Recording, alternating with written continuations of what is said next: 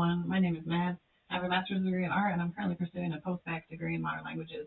As part of that, I took a Chinese film class this semester, and for our final project, I wanted to compare a film we watched for the course, Rigor Mortis, to an American film, The Shining. So let's get started. So throughout this presentation, I'm going to be discussing how, through their settings, visual styles, cultural perspectives, themes, soundscapes, The Shining and Rigor Mortis demonstrate how horror reflects and reinforces cultural fears, exploring madness and isolation in the U.S., and spiritual unrest and fear of loss of traditions in China. Since this is for a Chinese film class, I'll be giving an overview of Rigor Mortis first, even though it's the more recently created film. So the director is Juno, with the producer being Takashi Shimizu, co-writers Philip Young, Jill Young, and Juno. Interestingly, this movie is a tribute to the comedic Mr. Vampire series of films, directed by Ricky Lau, and those came out between 1985 and 1992. Part of its homage to the series is actually having multiple actors from the Mr. Vampire film series in Rigor Mortis. And I've seen the first two Mr. Vampire films, and I really like them a lot. They're great, so I also recommend watching those. There will be some spoilers here for anyone who hasn't seen these films, because I'm going to summarize some things and talk about details. So in Rigor Mortis, the main character is Chin Suho, playing a fictionalized version of himself. So that is the name of the actor. He's playing himself in the movie. He moves into a dilapidated apartment building after his wife and son leave him. But basically, he's so upset, that he's come here and intends to end his life. So when he makes his attempt to end his life, his new neighbor, Yao, bursts into the room and saves him. It turns out Yao's family are Jiangshi, or vampire hunters, but he grew weary of the family business and since has decided to become a chef to turn to cooking instead. But he seems to specialize in cooking glutinous rice, which is used against vampires. In Chinese folklore, glutinous rice is used against Jiangshi by throwing it at them, and the sticky nature of the rice is believed to impede the creature's movement and weaken it, essentially trapping the evil spirit has in the rice grains, preventing it from causing any further harm. So within this apartment building, there's also an elderly man known as Uncle Tung, and he falls down the stairwell and dies. His wife, Mei Yi, asks Gao, who is the black magician who's also living in the building, to resurrect Tung. And as a result of this, of Gao and Mei Yi's efforts, Tung basically becomes a Jiangshi, a vampire. So The Shining is a pretty well-known psychological horror film, produced and directed by Stanley Kubrick, co-written by Diane Johnson, and created in the United States and in the UK. It's based on a Stephen King novel that came out in 1977. So the story of this movie follows Jack Torrance, who is an aspiring writer and recovering alcoholic, and he decides to take a job as a winter caretaker of this really remote hotel called the Overlook Hotel. Jack brings his wife Wendy and their young son Danny, who has psychic abilities. They meet Dick Halloran while on a tour together of the hotel, and Mr. Halloran is the head chef of the hotel during its on season. And when he's alone with Danny, he tells Danny that he also has psychic abilities, and his family calls those abilities the Shining. So this power, the Shining, allows Danny and Mr. Halloran to see the hotel's past after all the staff are gone, and it's just Jack and his family watching over the hotel. Winter basically traps them in isolation, which they knew about, leading up to that. They knew it was going to be, a very remote situation. And Jack basically descends into madness. So we're led to believe that he's influenced by the hotel's malevolent supernatural forces that cause him to do things and compel him toward violence.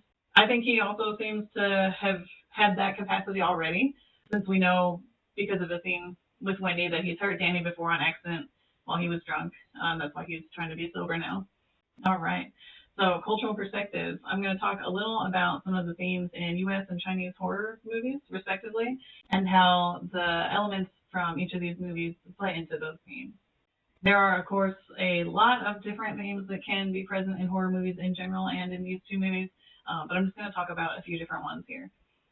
So one of the most important ones, because it's central to the plot and understanding the movie, is the Chinese vampire, or Jiangshi, which is a different type of vampire than you find in U.S. movies. So Jiangshi are often portrayed in Mandarin robes. They're known as stiff corpses, zombies, hopping vampires. So yeah, they hop.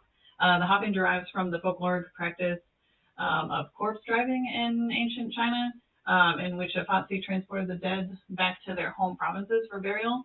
And the transportation was said to make the corpses hop up and down with their arms outstretched.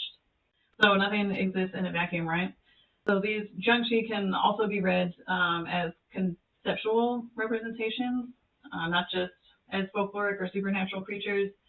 In a book recommended to me by my professor, Dr. Liu, it talked about film scholars arguing that the figure of the Chinese talking vampire can also be read as a moment of temporal disturbance in Hong Kong society. So you may have seen earlier on one of the other slides that this movie is of Hong Kong origin. So it also talked about this idea of the jiangshi being a metaphor for the entanglement between nostalgia for British colonial rule and the recognition of the reality of Chinese sovereignty. So in many Chinese horror films, many of them focus on ghosts, supernatural elements, and suffering, and may also contain some comedic elements, just like in U.S. supernatural media. So Hong Kong horror movies are diverse, with many plots that might also be closely associated with Buddhism or Taoism. In this film, we also have representations of yin and yang balance, of supernatural harmony, death and the afterlife, and definitely some nods to modernization versus tradition, urban alienation. I think Yao's battle with his family tradition of vampire hunting, which ultimately comes in very handy, and his desire to be a chef instead, and break with that family tradition, are a good example of that here as well. So the setting of The Shining and the main characters are literally physically isolated from other people in the snowy wilderness. There's also a divide between Jack and his family due to his past actions, even before they got to the hotel, that continues to grow. He isolates himself even more to work on his writing, and he grows more and more erratic. And as he does that, Wendy starts suspecting him of hurting Danny again, and she isolates herself and her son from Jack too. So we also have here the breakdown of the family unit, as well as a family that definitely doesn't feel safe to be in. We're pretty early on, not only of the danger of being isolated in the wilderness, but the possibility of Jack hurting his family. And, that's coming from that scene with Wendy talking about Jack accidentally hurting Danny before, as well as the guy that owns or manages the hotel that Jack meets with at the beginning of the movie, talking about somebody in the past that was a caretaker for the hotel over one winter and ended up killing his wife and his daughters. There's also a madness and success theme here, where the push to be successful essentially drives someone crazy. I wouldn't say that's the only thing that drove Jack crazy, but it does seem to be an element here. And we see that in Jack growing increasingly irritable as time goes by, and he doesn't seem to really be making any progress on what he's writing. And he takes the blame out on Wendy whenever she comes to visit him and check on him every once in a while, just for like a couple minutes, and blames her on him not making any progress. And then, of course, we see later via Wendy investigating that he really, really did not accomplish anything at all. So some U.S.-specific themes we have here also are rugged individualism and America's dark history. So rugged individualism is a term that was coined by U.S. President Herbert Hoover that indicates that an individual is self-reliant and independent from outside assistance or support. And originally, I think that was mostly referring to being independent from the government or like the collective. This theme also relates back to the American frontier, and the idea that individuals had to provide for themselves to survive, and work in isolation potentially from the larger community. And this idea may have altered attitudes on the frontier in favor of individualistic thought over collectivism. So we can see here that Jack isolating himself in the wilderness to work and taking the huge task of keeping this big hotel safe and running, all the plumbing and all that stuff working during this terrible winter, essentially by himself. He does have the support of his family, but he doesn't really seem to want it or really want them there. So I feel like that's also reflective of this idea. In contemporary America, this is still believed to an extent. A poll in 2016 by Pew Research found that 57% of Americans don't believe that success in life was determined by forces outside of their control. So they basically think that their success is reliant on them and the things that they do only. So this film also reflects the fear of confronting the violence inherent in American history. Jack's madness and, murderous rampage echo America's unresolved legacy of colonization, slavery, and exploitation. Jack says some out-of-pocket things that allude to this a few times. And Kubrick also emphasizes in a couple lines in the movie that the overlook is built on Native American burial grounds, symbolizing the erasure and violence foundational to American expansion. So interestingly, maybe due to the wilderness being such a big factor here, we have a lot of frontier-related themes. So we have really intense foreshadowing in both of these movies. Both Rigor Mortis and The Shining employ foreshadowing to build suspense, with Rigor Mortis having that opening that basically makes us think, well, what happened here? Kind of showing us the end results, and then we get, back in time, and then lead all the way up again to that result by the end of the movie. And then in The Shining, we have visions and stuff from Danny that reveal these, future horrors or surreal experiences that are going to happen. We also have the 5 elements. Rigor Mortis explicitly refers to the Chinese 5 elements through rituals and balance, and The Shining subtly evokes elemental themes, I think, in this isolated, fire-heated, very lots of wood, snowbound exterior. Both films also have self-isolation as a theme, I think, with Jack's detachment from his family, as well as, of course, just society in general to come to this place, paralleling the protagonist's isolation in Rigor Mortis as he distances himself emotionally and spiritually by coming out to this apartment complex. So we also have ashes and snow falling, and I realized that when I was making this presentation and doing those backgrounds on some of these title slides, that we have things falling from the sky in both of these movies. So we've got the atmospheric ashes in Rigor Mortis and the snowstorm in The Shining. I think both films are really surreal. They both blur the line between reality and the supernatural, and kind of not knowing maybe what's real, what's not, what's inside of the characters' heads, what's not. We also have the importance of certain rooms in the setting, like really specific individual rooms that are important, like in room 237 in The Shining, and the one very haunted apartment in Rigor Mortis. In both locations, we have like this history of prior violence in the space that's creating hauntings in the setting. Both also have the importance of the nuclear family, kind of in different ways. I feel like Jack, doesn't really want to be with his family or hurts his family, and Chin really does want to be with his family a lot. We also have a lot of hallways and liminal spaces that are featured. The Overlook Hotel's, endless hallways and that hedge maze, and Rigor Mortis's very dimly lit hallways or corridors, both serve as liminal spaces that connect our characters to moments of horror and transition to moments of horror throughout the film. Both films also depict possession, with Jack succumbing to the Overlook's influence, and Rigor Mortis featuring some ritualistic possessions tied to Chinese folklore that are pretty interesting. Both also have teacher figures who provide food.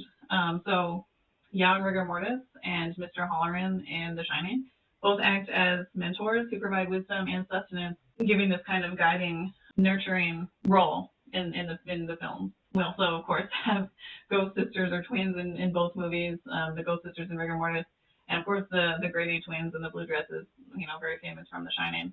Both, I think, could represent the unresolved violence and, innocence being corrupted or lost, which we'll talk about some more with The Shining as well. So as a visual artist, I'm very excited about this section of the presentation, and I could have honestly gone on and on about it. I think both films have very strong visual styles and are pretty different. So I think Rigor Mortis is really dominated by these desaturated palettes, lots of grays, like muted grays. Sometimes we have deep blues, very dark, moody lighting. I think all this stuff together creates this sense of decay, hopelessness. It's very eerie. We do have some nice golden tones occasionally that you see at the end with the burning ashes.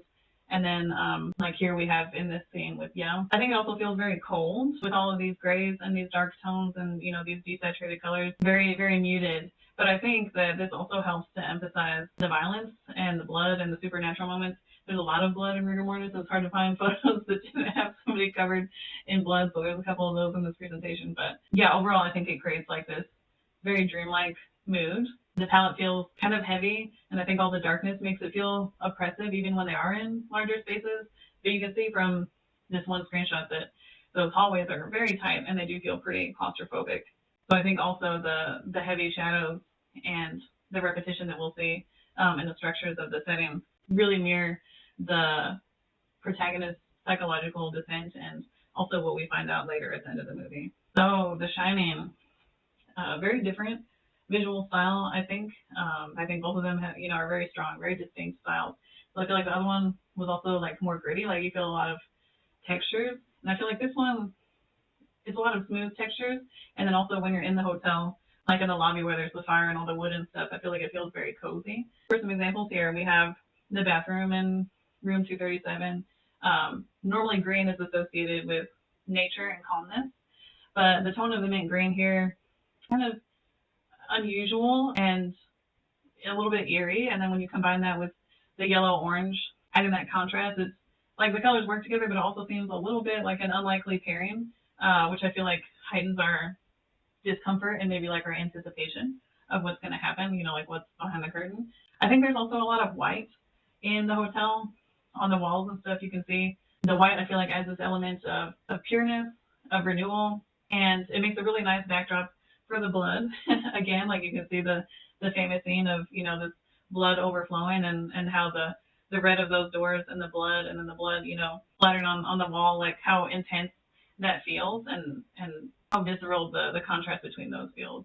So we've also got Danny here on the trike, and I think this one is an interesting example because we have a real dominance of warm tones here, and warm tones also have like the sense of energy, unease, or urgency. So we feel a lot of tension here, plus like the sound, which we'll talk about later. But then you have his little blue overalls and his blue trike, and the blue against the red and orange really pops, and so it draws our eye to Danny a lot, but also makes him feel a little bit out of place. So in art history, we talk a lot about, like when you take a classical art history class or something like that, but certain color combinations elicit strong emotional reactions or visceral reactions. And one of the best ways you find this a lot in like old paintings, but a really great way to draw the eye is white and red right next to each other. So the juxtaposition of those two colors together, it draws your eye really intensely, and it also intensifies the emotional and visual impact of a painting or a scene due to, red having some pretty intense representations like energy, passion, danger, blood, of course, vitality, and then white being purity or emptiness or starkness, absence. So something else that I wanted to talk about here in relation to the colors are the clothing that the characters are wearing in each movie. I noticed that in The Shining, the main characters are often wearing primary colors. So they wear a lot of red and blue specifically, and then sometimes with touches of yellow. And it's interesting because primary colors are basically associated with, childhood in some ways. Again, purity, like learning materials, toys, early education, stuff like that. So, Danny wearing these colors reinforces his innocence and vulnerability. And I think it's interesting that his parents are also wearing the same colors for the most part. But then we have moments where, for example, in this scene, Wendy, when she's about to, confront Jack, she's trying to find him and she's about to go look at the typewriter. Instead of wearing the red and blue, she's wearing like these green tones, like very neutral, and then corduroy overall dress thing. So it's different than what she wears in most of the rest of the movie. I feel like it really creates a contrast there, like in the timeline. And I also feel like the specific outfit that she's wearing, to me, reminds me of armor. Like maybe, she's got a bat, right? Like she knows something is wrong with Jack. And, if I was a kid or something and I wanted to wear armor, but I didn't have anything or I didn't know how to make something, like I feel like overalls would feel like, you're suiting up for something. And it's interesting because at the end of the movie, when Jack is coming after them, she's still wearing that plaid shirt and that turtleneck, but then she has on a blue robe. So she doesn't have the armor anymore, but it's similar to this outfit. And I feel like she feels a lot more vulnerable when she's in that robe. And the escalation is much more intense in that scene. So in contrast, the clothing in Rigor Mortis is mostly neutral, which goes with the color palette for the rest of the movie. And there's also like a lot of light colors, like a lot of them are wearing tan or white. I think Yao was wearing green at some point, like light green. I think only Gao and the Jiangxi, if I remember correctly, are wearing dark colors, are wearing black. So I think this also suits the seriousness of the movie because the clothes are pretty nondescript. And then I think it definitely really emphasizes the blood whenever, something happens and then the character is, covered in bright red blood throughout the film. All right, so I'm going to break down each film a little bit with diegetic and non-diegetic sounds. In film and media, diegetic sound refers to sounds that are considered part of the story world, and that could be heard by the character. So non-diegetic sound is sound that's not part of the story world and it's only heard by the audience. So the character can't hear that. So an example of that would be like a score to a film or a narrator narrating like things that are happening or about to happen. So The Shining for diegetic sound. So these are just a few examples of each. Obviously, there's lots in each movie. So we have diegetic sound, Danny's trike. There are times when it's just the sound of the trike, and that's pretty intense by itself. We also have Jack's typewriter clacking and his footsteps. I think that, the more intensely he's clacking, you're feeling that madness, and also like in contrast, the silence. Whenever he's not typing, like when Wendy goes in there to look for him and everything is just silent. So for non-diegetic sound, we have the music that's playing over our intro when Jack is driving to the hotel for the first time by himself. We have a really good example is that heartbeat sound as Danny's exploring on the trike, and like simultaneously you have this escalation of the music that's really interesting. There's also the atonal music built in as Wendy is walking over the typewriter. Like that whole scene, the sound gets really, really intense. And so I recommend paying attention to that when you watch the film. It makes it very exciting when you're taking in those sounds, and consciously thinking about how they're escalating. So for rigor mortis, for diegetic sound, we have chanting, prayers, things associated with spiritual traditions. For non-diegetic sound, in the opening scene, Ghost Bride Prelude is playing by Nate Connolly with the chorus of children, which evokes an air of eerie mystery. It's also borderline playful. To me, I think anytime you have kids, like it can be kind of spooky, like the voices, or it can be really playful because of the bright tones in their voices, right? On the final encounter, when we finally circle back to that moment that we saw in the opening of the movie, that exact moment is revisited in near silence. And I felt like that was symbolizing the finality of death. So it's like the same scene, but the sound is much different. So, and then in general, the score blends some traditional Chinese instruments. They're like sudden bursts of high-pitched strings during supernatural encounters that evoke unrest. And so this can also be a fusion of old and new because we're using modern ambient sounds and then traditional instruments like the oud. Okay, so setting as character. Both films primarily take place in one location, and due to them essentially being haunted locations in both movies, they have characterization as well, in my opinion.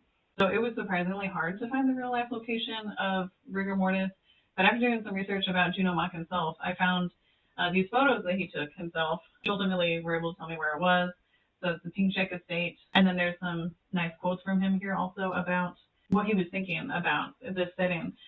So he talks about wanting to make a nightmare poetry type of film and feeling like this structure is reminiscent jailhouses, which makes it psychologically unsettling. So I think that that's due also to like the visual repetition of all of these floors, because at some point it becomes like overwhelming and claustrophobic, and we have this really neat, it's almost like a tube or a quarter up to the sky, but it still feels really close, like very claustrophobic. And also these like repetitive, something so structural like this can also have representations of institutions like the government or order or law, which again is probably why we feel like there's like a jailhouse type of aesthetic here.